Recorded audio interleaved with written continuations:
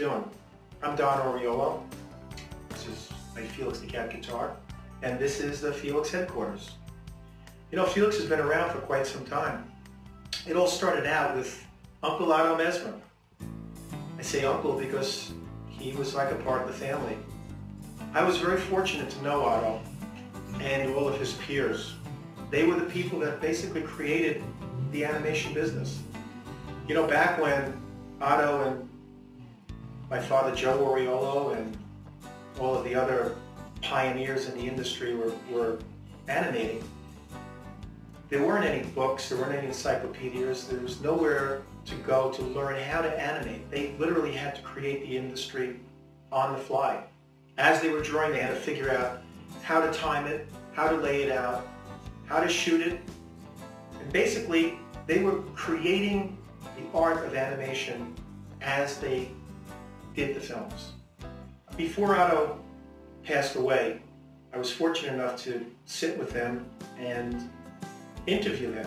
I shot about 6 hours worth of footage of Otto talking about his life, about Felix the Cat, just about everything he could think of. It's in black and white because that's the only camera that I had at the time. But this footage has never been seen, and I think you're going to really enjoy it. You're going to get an insight into Otto Messmer as a person, as an animator, and as a pioneer.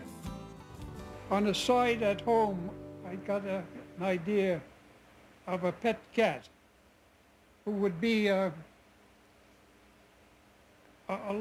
lonesome cat, a homeless cat, you know, wandering around. But he would see different homes and different comic ways he would get to be the house pet.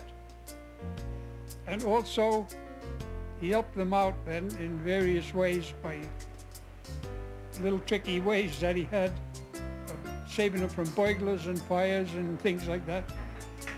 And also he was accepted as a mascot for different airplane pilots and explorers, and even the Prince of Wales of England adopted him as a mascot for his polo team. And various little things like that, and a lot of toys and everything.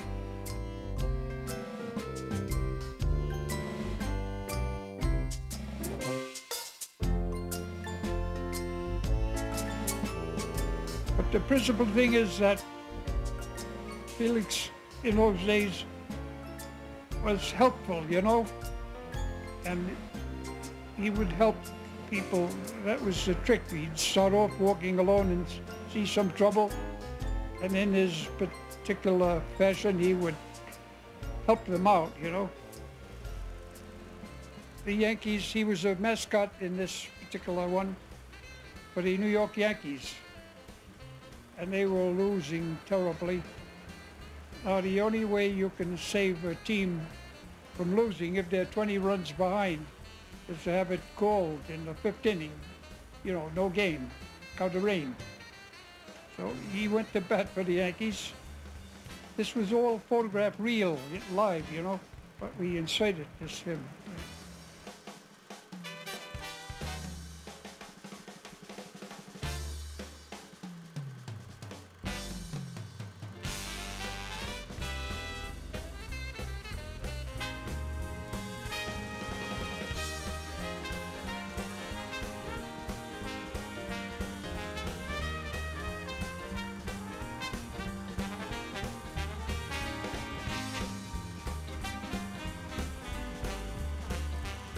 He gets to bat, and he hits, in the 5th inning, he hits the ball up, way up to the sky, you know, and it's pluvious. And he's so angry that he turns on the rain, you know.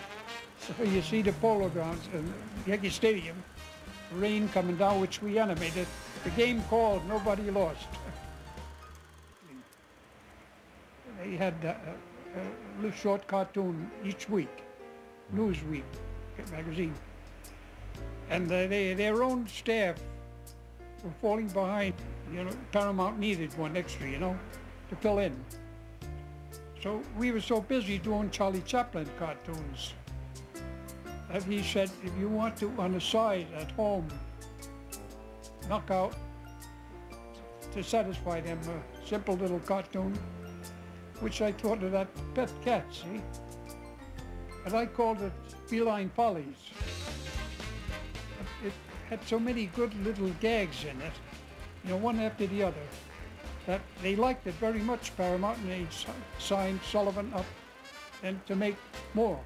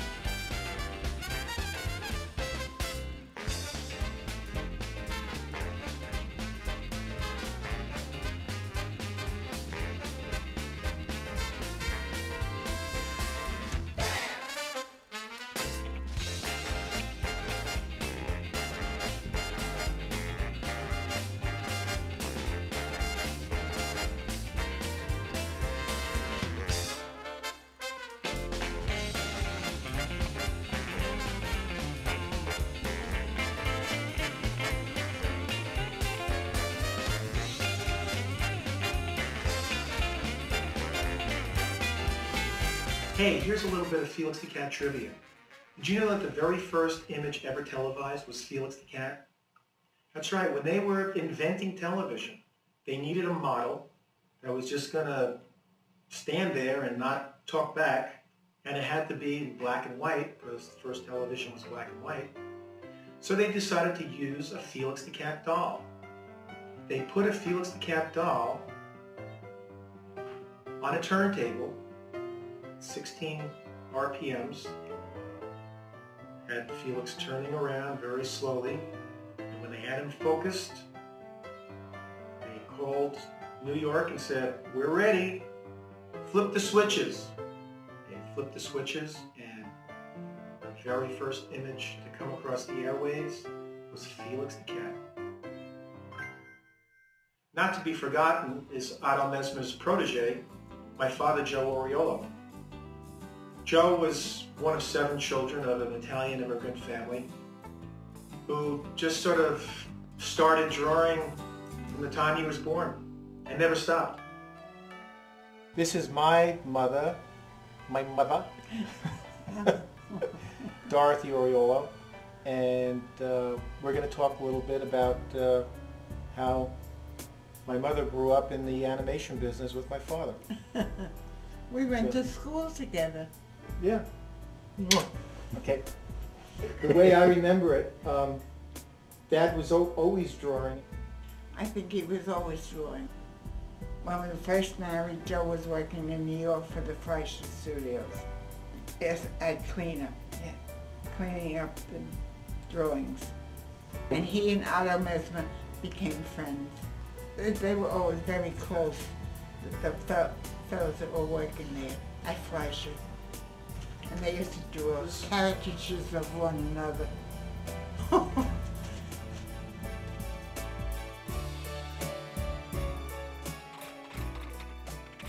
The Fleischer brothers asked everybody working to move to Florida, and that's when we moved to Florida.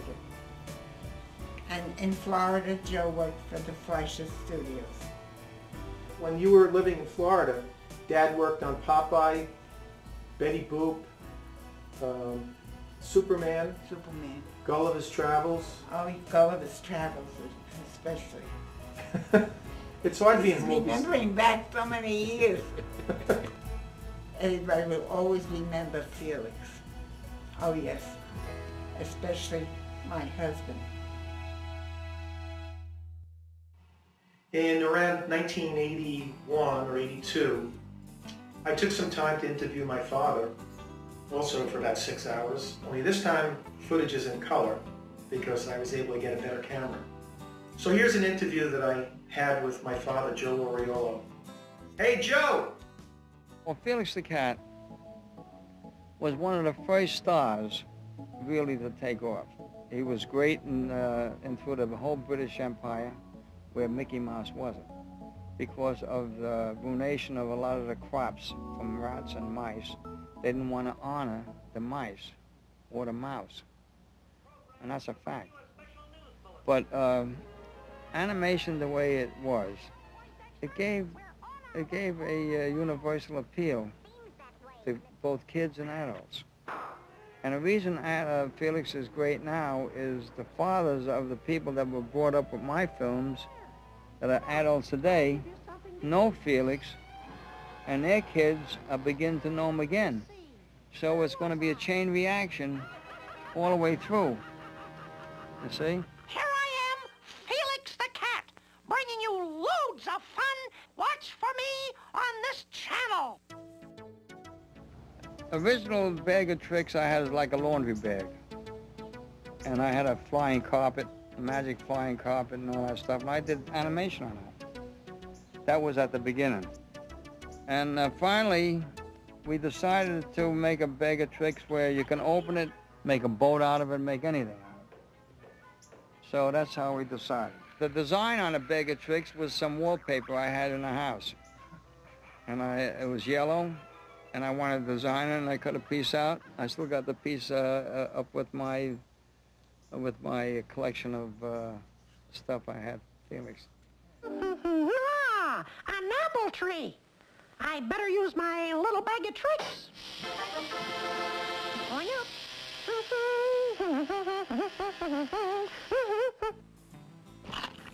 Delicious. That Translux Felix the Cat series was amazing. It's still my favorite Felix the Cat animation. It was innovative in many, many different ways. It was actually the first first-run syndication cartoon television series ever made. Pretty much because there was really no budget to do animation for syndication. It was usually when a cartoon series stopped running on a network, that's when it went into syndication. That never really stopped my father from doing animation or his art, and it shouldn't stop anybody for that matter. My father wrote the script, did the animation in our house. When it came to doing the ink and paint of the pilot for the Felix the Cat series, the cells that we used, or my father used when I was a kid, were some old Popeye cells. And my brother and I erased all the Popeye off the cells, and that's the cells that were inked and painted. The inker was a young lady at the time who's still working with us, named by the name of Jean Calaboyer. And she would ink them, and everybody in the family would paint them. After that was done, my father took the episode into a friend of his who had an Oxbury 35mm camera and got him to shoot it on spec. Now came the really great part, the voices.